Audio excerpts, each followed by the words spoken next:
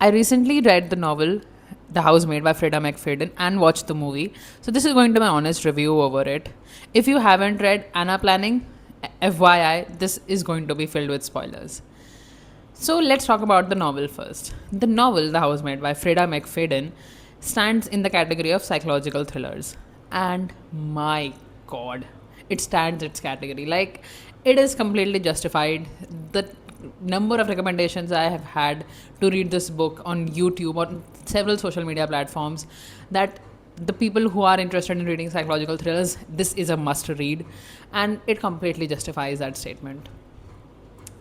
The first 40 chapters of the novel, where the entire story is based on Nina, and you'll see that she is the one with psychological issues.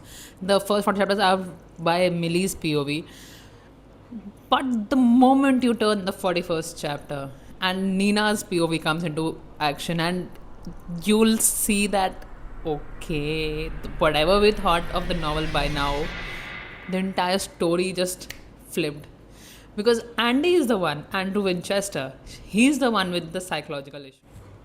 The way Andrew Winchester is written in the novel, it completely makes sense. Like, for him to be the one with psychological issue, like, from the outer of it, like, you will be charmed by Andrew Winchester. Andrew Winchester is the it guy, like, handsome, charming, rich. He is the complete package until he flips. Like, the moment he will be upset over something, it's Nina, you go up in the attic, or Millie up in the attic, and he will be still so love.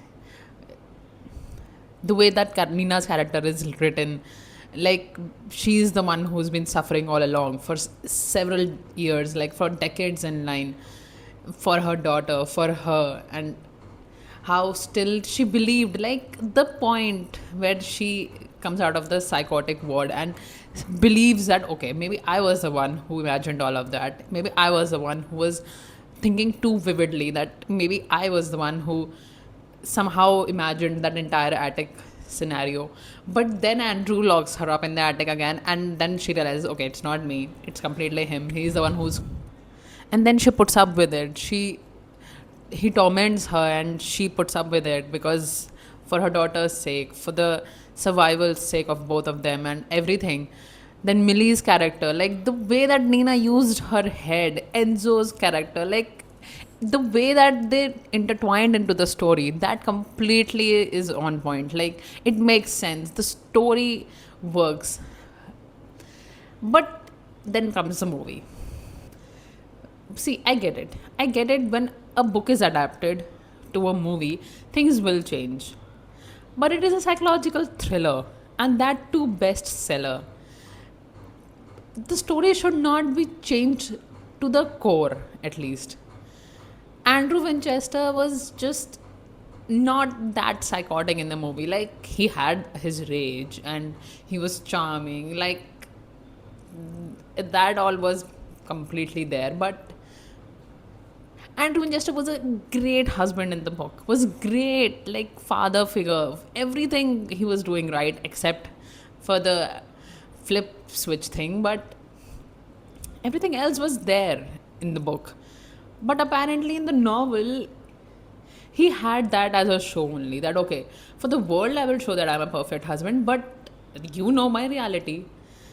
That is not what the book was about. At least that's not how the story was about to be. Like, if you'll change the core nature of Andrew, how will the story in the eventually will make sense? After all of that, the last scene, like where Nina comes into the house thinking that Andrew has locked Millie up in the attic and she wants to help her, but she opens the door and finds Andrew dead. What happened to that scene? See, I get it that it made more like thriller scene, because Andrew came out of there and attacked Millie, attacked Nina, was like went all batshit crazy and all of that.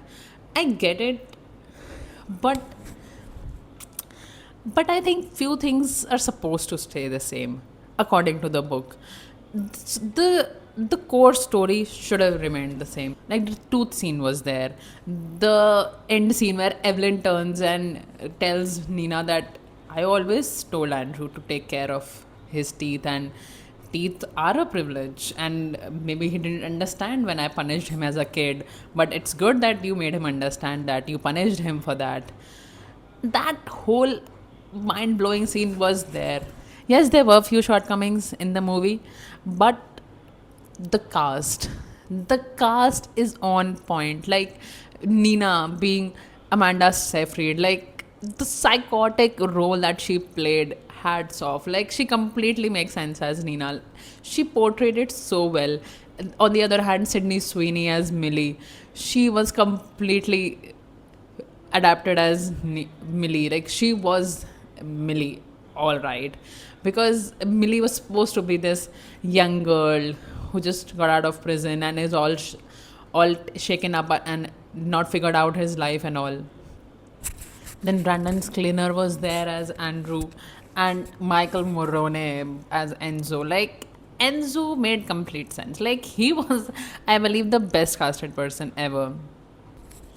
Because when you think of an Italian guy with an thick Italian accent, Michael Moreno does comes into picture. Like he will be the one who will pop in your head when the character description is read in the novel.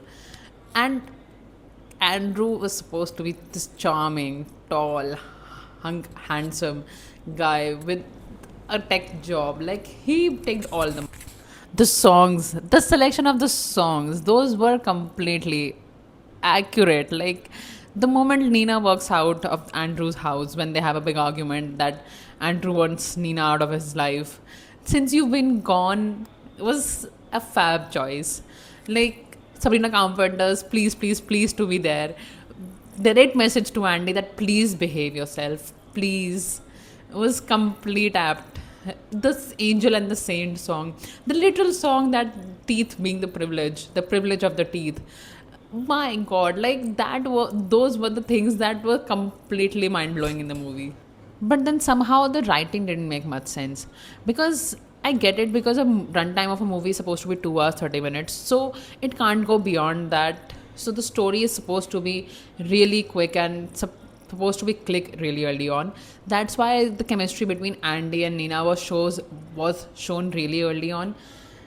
But it was supposed to be this dedicated, amazing husband in the novel. There are not supposed to be 300, 500 pages like the novel. You don't have that much of a time to sit in a movie. Completely makes sense. But Andrew was supposed to be this amazing, picture perfect husband, which later on the picture breaks.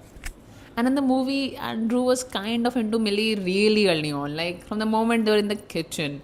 In the novel, it was supposed to be from Millie's side before, and then supposed to come later. Andrew was supposed to come in later with his feeling.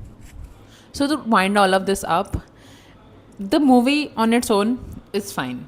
It's a one-time watch. If you are intrigued by the novel itself and want to see how it comes into reality, the production has done a good job. Like the movie is really good. But if you're getting into it thinking that okay, we'll get to live the book itself, that is not going to happen as such, because there are few changes, and the problem is very, very core things have been changed in the movie. The big moments that we enjoyed in the book are changed in the movie.